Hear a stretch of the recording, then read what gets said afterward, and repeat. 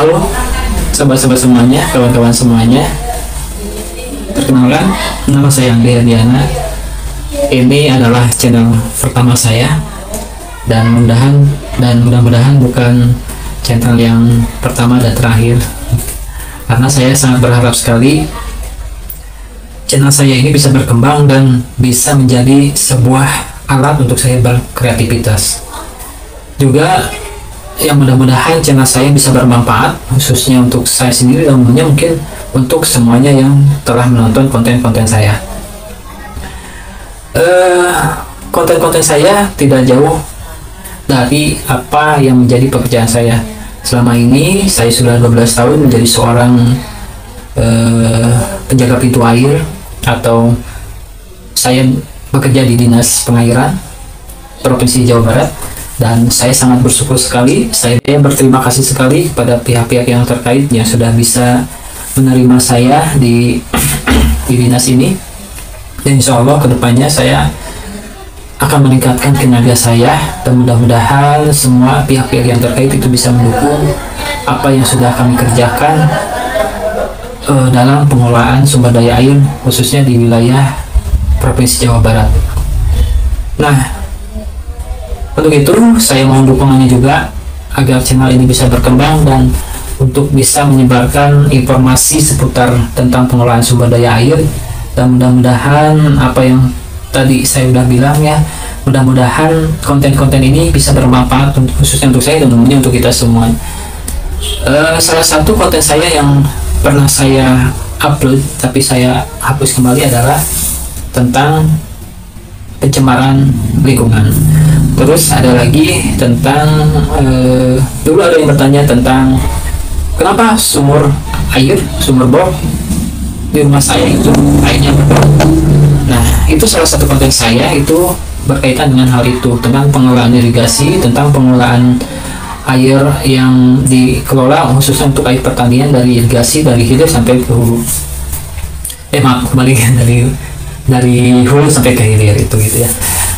Nah, mungkin sekitar pertanian juga saya bahas karena dari pengelolaan pengairan itu kan berkaitan dengan pertanian, karena irigasi itu adalah di Indonesia khususnya ya, itu kita mengelola air irigasi ini untuk mengairi lahan-lahan pertanian seperti sawah, kebun dan sebagainya. Nah, oleh sebab itu ya saya nanti konten-kontennya mungkin sekitar itu, antara pengelolaan dari sumber daya air dari irigasi sampai mungkin tumbuh-tumbuhan atau tanaman-tanaman yang ditanam oleh petani. Yaitu dulu saya pernah membahas tentang pencemaran lingkungan, maksudnya pencemaran sungai yang diakibatkan dari pabrik-pabrik yang membuang limbah sembarangan. Nah, saya tidak akan sampai jauh ke situ ya, mungkin itu bukan ranah saya, karena saya sebagai petugas pintu air, saya hanya bisa tugas saya adalah yang pertama itu mencatat debit yang dikeluarkan dari pintu air tersebut. Jadi kasarnya seperti ini, teman saya ada seorang mantri pengairan, dia bertugas sebagai pengelola bendungan irigasi. Nah, biasanya setiap bulan itu mengeluarkan hasil hasil debit itu dibuat seperti belangko ya gitu. Jadi kasarnya seperti ini. Contohnya dalam satu irigasi itu terdapat 10 atau jangan terlalu banyak ya. Kita 3 saja. Ada 3 pintu air. Satu irigasi pintu air atau satu bendungan 3 pintu air. Nah, kalau misalnya dari setiap pintu air itu memerlukan untuk mengairi misalnya satu pintu mengairi seberapa hektar gitu ya, pintu 1, pintu 2, pintu 3. Misalnya pintu 1 itu mengairi 10 hektar, pintu 2 10 hektar, dan pintu 3 itu 10 hektar. Jadi dalam satu bendungan irigasi itu mengairi 30 hektar lahan pertanian. Nah, seperti itu. Nah, dalam 10 hektar pertanian itu diperlukan berapa air liter per detiknya gitu. Jadi yang dikeluarkan dari bendungan terus dikeluarkan di pintu 1, pintu 2, pintu 3 itu kan, kalau misalnya 10 hektar semuanya itu kan sama. Tapi kalau misalnya dari pintu pertama itu 10 hektar, pintu kedua itu 8 hektar misalnya kayak gitu ya, pintu 3 itu 5 hektar, kan itu berbeda-beda. Misalnya 10 hektar itu harus diairi berapa liter air per detiknya gitu. Misalnya pintu air itu memerlukan, contoh ini ya, 2 liter air per detik misalnya. Terus yang ketiga itu yang kedua itu memerlukan air tadi yang pertama 2 liter ya, 2 liter per detik. Nah, yang kedua itu 3 liter per detik. Yang keempat itu adalah yang ketiga 4 liter per detik. Oh, jadi bingung ya. Yang pertama, pintu air yang pertama itu memerlukan 2 liter air per detik. Yang kedua 3 liter air per detik. Yang ketiga 4 liter air per detiknya. Jadi dalam satu irigasi yang tadi itu kawan saya harus membukakan pintu yang dari bendungan sana itu harus berikan yang pintu 1 2, yang pintu 2 3, yang pintu 3 4 tambah 3 tambah 2 berarti 9 liter per detiknya. Nah, jadi si yang di bendungan sana itu harus membuka pintu air itu sampai 9 liter per detiknya supaya lahan pertaniannya itu bisa terpenuhi airnya. Pintu 1, pintu 2, pintu 3. Nah, gitu.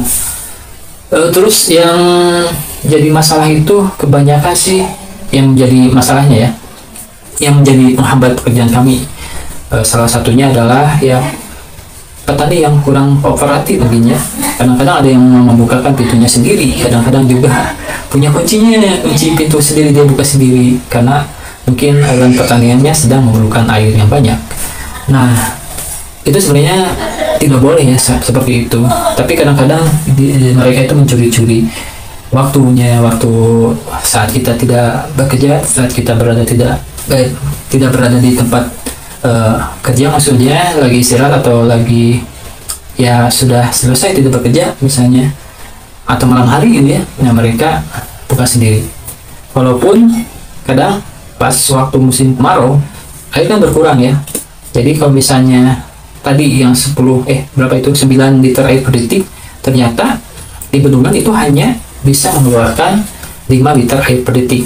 Gimana caranya supaya semuanya bisa teraliri air lahan pertanian itu? Ya, salah satunya adalah dengan cara kalau kami menyebutnya itu gilir-giring ya. Jadi yang pertama itu kan 5 liter air per detik ya.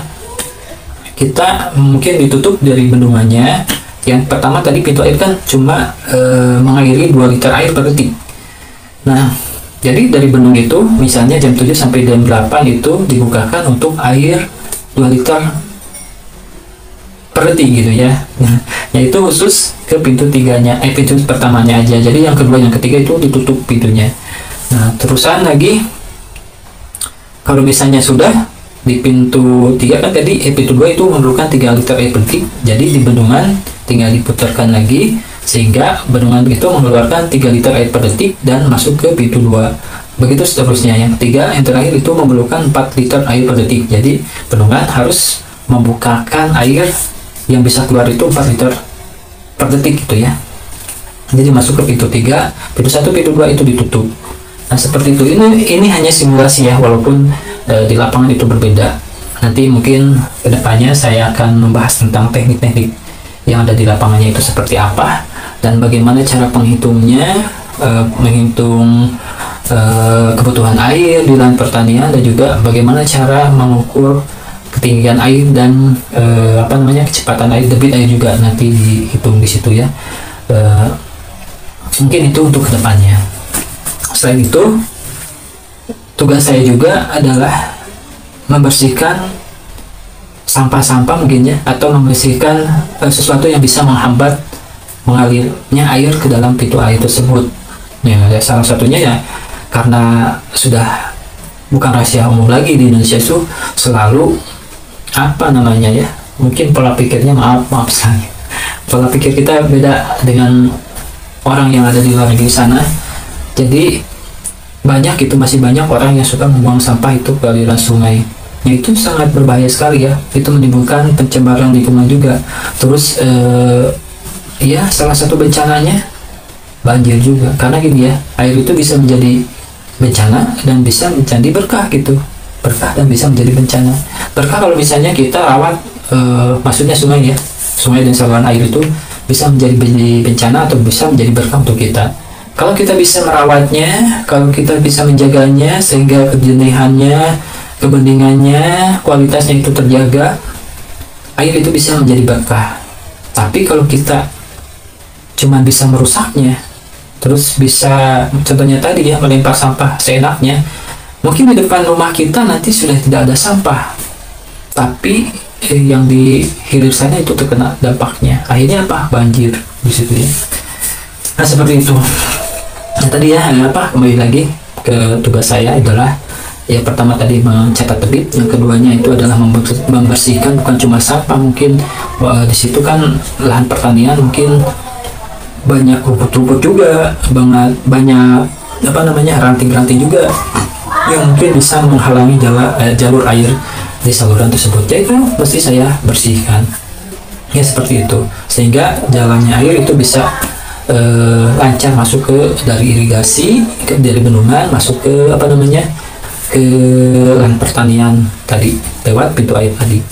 Ya yang ketiga itu adalah kalau misalnya kan biasanya pintu air itu tidak ada penutup atasnya, atapnya gitu, biasanya ibaratnya begitu saja dan mengakibatkan mungkin kusam gitu catnya ya, atau terkelupas. Nah biasanya saya cat secara berkala agar pintu air itu bisa terlihat menarik, bagus gitu ya, atau terjaga gitu, pintu airnya terlihat terjaga gitu, maksudnya ya supaya terlihat bagus aja, terus terjaga gitu itunya, pintunya bisa dioperasikan dengan baik gitu ya. Saya biasanya kalau pintu air itu catnya warna biru langit ya. Nah yang pertama itu mengisi debit, yang kedua membersihkan di sekitar lahan ya. Saya membersihkannya biasanya 50 meter atau 100 meter dari pintu air tersebut saya bersihkan. Itu setiap hari. Kalau setiap hari kan itu otomatis bisa bersih, menurut saya itu seperti itu, mencatat, membersihkan, terus mengecat tuh ya. Mungkin cuma 3 aja ya itu. Dan biasanya saya yang keempatnya adalah berinteraksi dengan petani di sekitar pintu air yang saya jaga. Saya sering berinteraksi, misalnya kali ini itu atau musim itu ada beberapa musim ya, ada kadang-kadang ada musim bukan musim panas tapi masa tanam, bukan musim tapi masa tanam, masa pertumbuhan, dan masa panen. Itu ada 3 ya. Kadang-kadang saya suka menanyakan, selain saya lihat sendiri itu, saya bertanya kepada petani, apakah sekarang masanya lagi masa pertumbuhan, masa tanam, atau masa panen gitu ya, atau kembali masa tanam, masa tumbuhan, masa panen. Ya mungkin untuk sekarang gitu saja ya, karena ini video saya yang pertama, permulaan saya membuat video. Mohon maaf kalau misalnya agak sedikit ribet, dan mudah-mudahan untuk kedepannya saya bisa merubah supaya tidak maksudnya artikulasi saya bisa tidak beribet dan bisa lebih jelas lagi gitu ya untuk kedepannya. Juga video-videonya mudah-mudahan bisa diterima dan mudah-mudahan bisa bermanfaat, khususnya saya katakan tadi untuk saya sendiri dan umumnya untuk semua orang yang telah menonton video saya. Sekali lagi mudah-mudahan bermanfaat. Maaf, ini beribad. Sekali lagi mudah-mudahan bermanfaat. Mohon maaf bila ada kata-kata yang salah, dan mohon maaf karena saya masih beribad, saya masih pemula dan saya masih belajar. Saya perlu dukungannya dari anda semuanya yang sudah senior, anda semuanya yang sudah berkecimpung di YouTube ini dengan melawan buana gitu ya, sudah mau bisa menghasilkan. Dan saya minta sedikit sarannya untuk saya, sehingga ya saya harapkan saya bisa berkembang di YouTube ini. Begitu aja ya untuk sekarang. Sekian dan terima kasih yang sudah menonton. Jangan lupa like dan subscribe video ini ya. Terima kasih. Assalamualaikum warahmatullahi wabarakatuh.